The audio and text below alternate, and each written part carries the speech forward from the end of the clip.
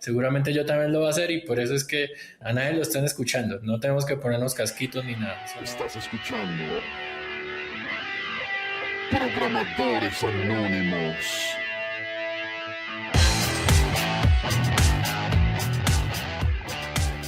Sean todos bienvenidos a un capítulo más de Programadores Anónimos. Esta es la primera vez que grabamos un programa con dos personas en el mismo lugar. Ya sabemos, se acabó la pandemia y pues ya veremos cómo salen este tipo de cosas.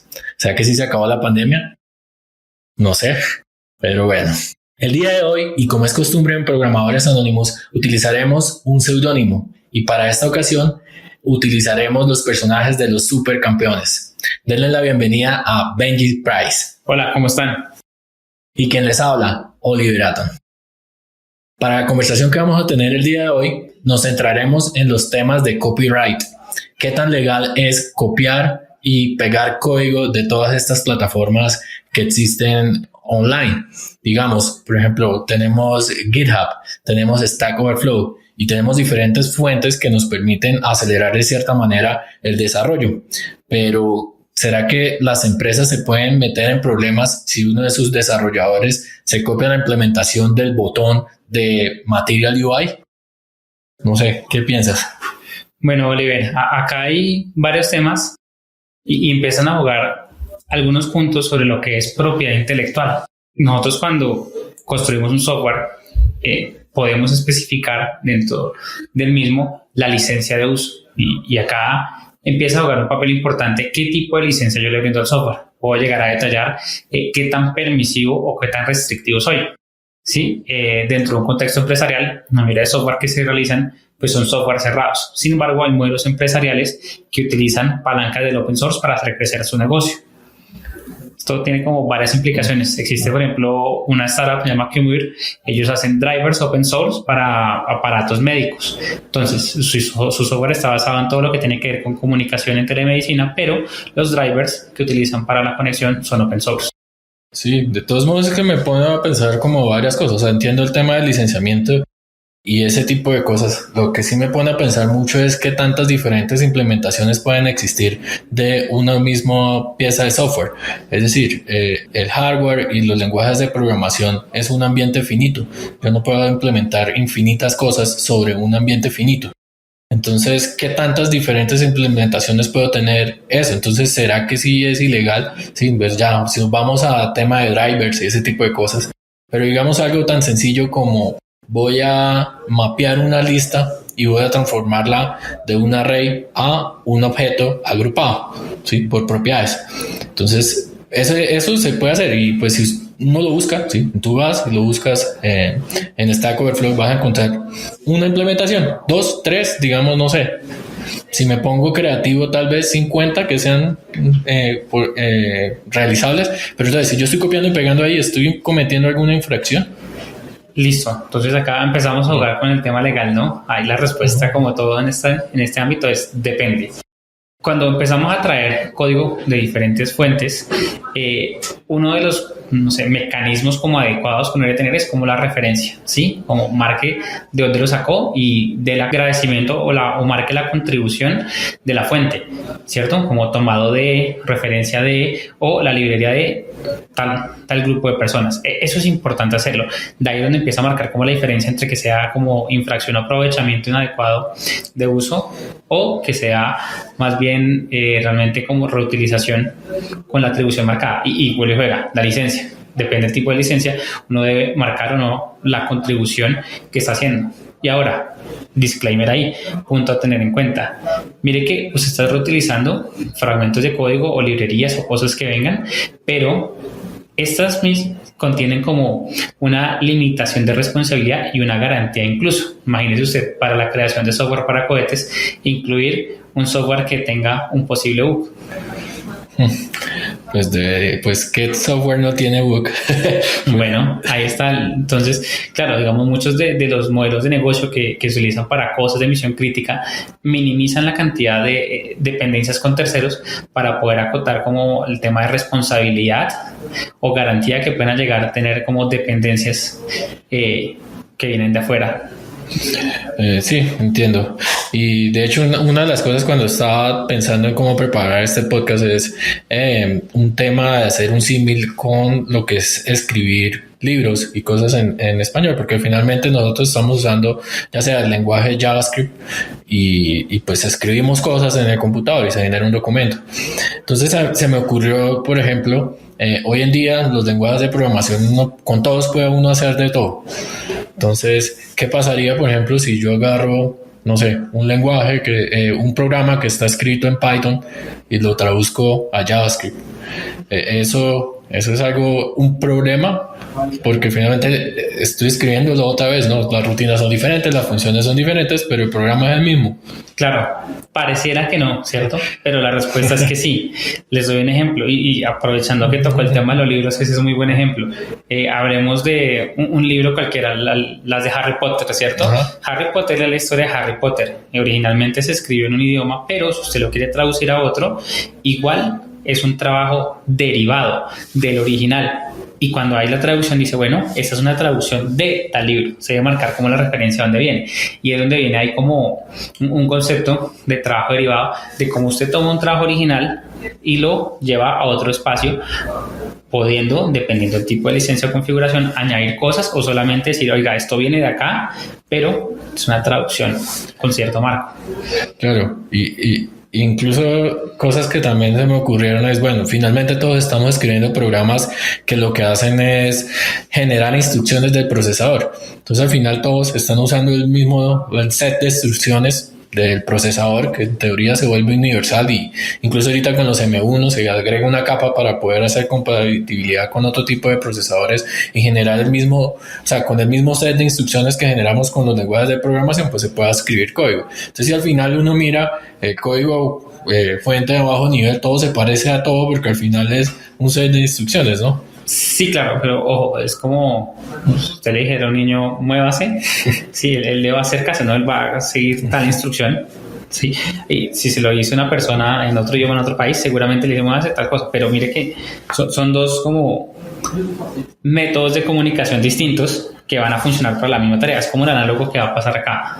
Entonces, independientemente de que la capa de ejecución más baja termine haciendo lo mismo, unos y ceros y moviendo algunos como circuitos, va a ser como que nuestro origen, nuestra fuente, sea diferente, pero un poquito más atrás. Igual, si esa fuente no la copiamos de algún lado, teníamos al menos poder referenciar o tener claridad de cuál es el permiso de aprovechamiento de uso de lo que tenemos.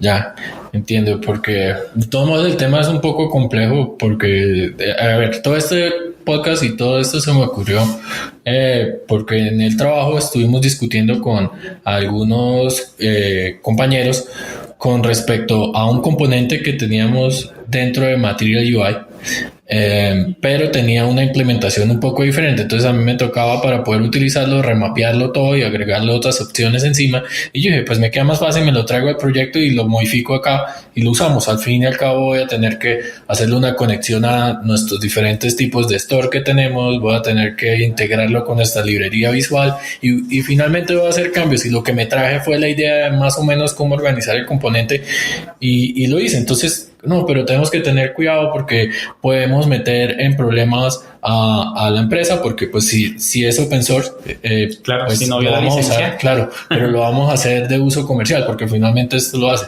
Ojo, hay un punto importante que toca ahí, y ustedes, ¿cómo lo hace uso comercial? ¿No? Les doy un ejemplo.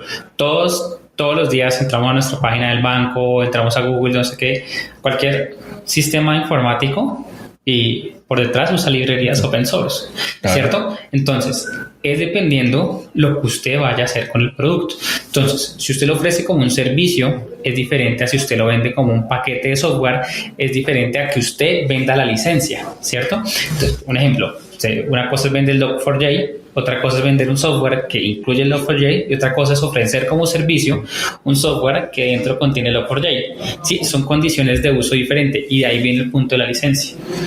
Ya, entiendo. Entonces, avanzando un poco con la conversación, una de las preguntas que hice en la comunidad que me dijeron, bueno, que sería interesante que habláramos al respecto, va con la forma en cómo se hace el licenciamiento de las diferentes cosas dependiendo del país, porque finalmente todos estamos en problemas, no todos, pues los que trabajamos de forma remota y estamos trabajando para empresas en el mundo tenemos que estar diferenciando diferentes tipos de legislación, y en el caso específico, digamos, en Estados Unidos se habla de patentes, y acá en Colombia nosotros trabajamos con el tema de como propiedad artística o algo así, que es la pieza de software. Entonces ahí uno cómo lidia con esos problemas. Bueno, ahí entonces uno tiene que verlo como desde diferentes perspectivas. Primero, pararse un pasito más atrás y entender de que la propiedad intelectual es un espacio que abarca diferentes temas. Uno de ellos es las patentes. Entonces las patentes mundialmente son lo mismo. Acá en Colombia hay patentes, en Nicaragua hay patentes, en Estados Unidos hay patentes, en todos los países hay. Lo que pasa es que están limitadas a la región. Entonces la patente usted la establece para un específico país y son por invenciones no obvias que se puedan, digamos, aprovechar o explotar económicamente de cierta forma. Entonces, uno las puede crear por país y realmente tiene una connotación diferente, sobre todo porque hay países que producen más de estas que otros, ¿cierto? Entonces, Colombia desafortunadamente no es un país que produzca muchas patentes, entonces acá el tema no es muy popular, sin embargo existe la oportunidad de patentar el software, ¿cierto? Entonces, eso como pieza de propiedad intelectual. Ya para ciertos contenidos o de medios audiovisuales existen cosas como licencias, como las Creative Commons, ¿sí? Que usted puede marcar incluso, tienen los logos que tienen diferentes marcas cuando usted debe hacer atribución, cuando usted debe pagar por el uso o diferentes esquemas, y en el espacio del software vuelve a jugar, son como las licencias de uso de software. Entonces usted puede basarse en páginas como la de choosalicency.com y usted puede especificar el nivel de permisividad, garantía, cómo va a trabajar con la comunidad, si usted quiere recibir mejoras y está abierto, eso usted lo puede especificar. Entonces mire que para cada modelo o contexto específico hay un área de la propiedad intelectual que usted puede aprovechar para ciertas cosas. En el software específicamente, pues las licencias es como lo más que hay. Ahora, no significa que no puede patentar. Claro que puede patentar. Le doy un ejemplo, ese algoritmo que utilizan, si no estoy mal, en Rappi para el tema de distribución y logística está patentado, ¿cierto? Entonces es parte del secreto industrial. Sí, el código no es que tenga seguramente tendrá un tipo de licencia privativo, pero se patentó porque es un resultado de algo que no es obvio y es el modelo con el cual ellos reparten el negocio, ¿cierto? Entonces algo no obvio lo pueden patentar. Entonces está de una licencia cerrada, que es empresarial, y adicionalmente a eso tiene una patente. Ok. Ya, interesante. Igual eso aplica dependiendo del país en donde vayan a usar el producto, empieza uno a revisar si puede o qué no puede o qué es lo que se maneja en las regulaciones locales. Pero entiendo. Entonces, ahora ya moviendo un poquito más a temas, digamos, un poco más fancy y de actualidad, en que hablamos de inteligencia artificial y todo ese tipo de cosas, en donde finalmente lo que se hace es coger un montón de datos, ¿verdad? Entender las tendencias de los datos, armar de cierta manera un modelo que finalmente viene siendo una ecuación, ¿sí? Modelamos los datos de tal forma de que yo genero mi ecuación y produzco resultados, que es lo que llamamos nosotros aprendizaje, porque con esa cantidad de datos el sistema me va a arrojar algo que el computador va a interpretar y nos va a dar un resultado. Ahora, como eso usa tantas cosas de datos, en específico una de las preguntas que me hicieron era de Copilot, que es una herramienta que genera código. ¿Cómo genera código? Leyó todo lo que estaba marcado como open source en GitHub, todo. Sí. Y con eso empezó a analizar el código, generó patrones y hizo una traducción del lenguaje humano a lenguaje JavaScript o Python, o dependiendo de lo que estén programando. Entonces, el alcance de eso y qué tan legal se puede volver ese tipo de sistemas, si no solo pensando en Copilot como tal, sino con todos los tipos de sistemas de inteligencia artificial que van a salir de ahora en adelante.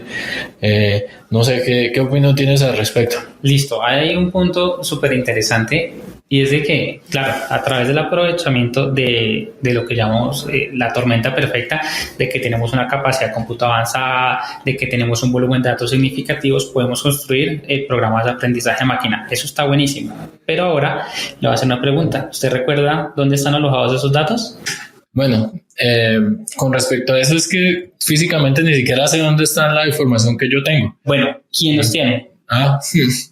Para saber, ni siquiera sé cuántas licencias autoricé yo para que accedan. O sea, cada vez que me registro al nuevo editor de moda para probar o el nuevo plugin, acceda a todo ese tipo de cosas. Sea consciente de que usted, estos datos, por ejemplo, en el caso de Copilot, están almacenados en GitHub.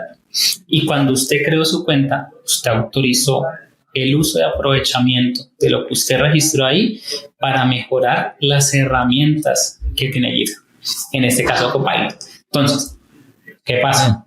Blanco y negro, lo que es pues Microsoft, en este específico GitHub, esta unidad de negocio, aprovecha todos los datos que usted le entregó y autorizó, independientemente del tipo de licencia que tenga, para mejorar sus herramientas, solo porque usted lo autorizó. Entonces, ojo a la letra pequeña, ¿cierto? Pues usted autorizó ese uso de aprovechamiento, esas herramientas pueden venir a hacer el ejercicio independientemente del tipo de licencia que usted colocó. Duro. Ahora, hay una connotación diferente para el esquema empresarial, pero al menos para todo lo que está publicado y abierto, que son las cuentas gratuitas que casi todos tenemos para hacer, no sé, pruebas, algunos ejercicios, algunas páginas, lo que sea. Eso, todo está ahí y nosotros lo entregamos. Claro, aprovecho este momento para decir un mito, y es que a nadie lo están escuchando. Tienen esos modelos de inteligencia artificial que están prediciendo lo que uno quiere, y como no es uno solo, sino uno tiene amigos y todo el mundo le da clic, y si un amigo mío le dio clic, seguramente yo también lo voy a hacer, y por eso es que nos miran. A nadie lo están escuchando, no tenemos que ponernos casquitos ni nada, eso no existe. Pero bueno, entonces ya para cerrar el programa, que se nos va un poco ya más largo este nuevo formato en donde vamos más concretos a eso, no sé si tienes algún consejo para los desarrolladores día a día, en especial para los más junior que están empezando y mucho de su código se genera de preguntarle a Google, buscar acá o mirar en algún lado, copiar, pegar y entregar las cosas que funcionan. ¿Qué consejo le tienes a ellos relacionado con la legalidad y con los problemas en los que podría meter a su empleador? Bueno, consejos entonces para quienes están arrancando. La primera, utilizar herramientas como hsrlicency.com para poder estructurar o decir cuál es la mejor licencia que yo puedo incluir en mi código para arrancar un proyecto open source, ¿sí? O algún proyecto chico de laboratorio. Pueden marcarle una licencia tipo de MIT o algo así que les permita incluir colaboración, compartir, hacer un fork, ese tipo de cosas pueden tenerla en cuenta. Segundo, siempre que consuman algo, referencia. Tener en cuenta súper la referencia y aprovechar que hay instituciones como acá en Colombia que promueven como el estudio en temas de derecho de autor. Entonces siempre bueno echarnos repasada el caso que vimos del algoritmo de rutas de distribución. Es bueno entender que tiene una licencia, de que está patentado, y entender cuáles son las diferencias entre ese tipo como de situaciones y que no son mutuamente excluyentes, sino que al contrario nos da una oportunidad de proteger lo que estamos construyendo. Entonces, el consejo grande es licencien, referencien y siempre aprendan un poco más de cómo están protegiendo la propiedad intelectual de las cosas que están construyendo. Claro, y si no entienden algo, pregunten. Ni antes de copiar todo el código de Angular para hacer funcionar un botoncito, pregúntenle al senior que tienen ahí o a su manager. Seguramente van a encontrar una respuesta rápida al respecto y se van a evitar dolores de cabeza en el futuro. Bueno, eso fue todo por este capítulo de Programadores Anónimos. El formato es un poco más pequeño, nos estamos saltando el tema de las presentaciones. Yo sé que la persona con la que estamos hablando ya la referencian por la voz, pero bueno, no sé, ¿algún comentario final antes de irnos? No, Oliver, me encantan estos espacios. Listo, bueno, buena ciencia a todos.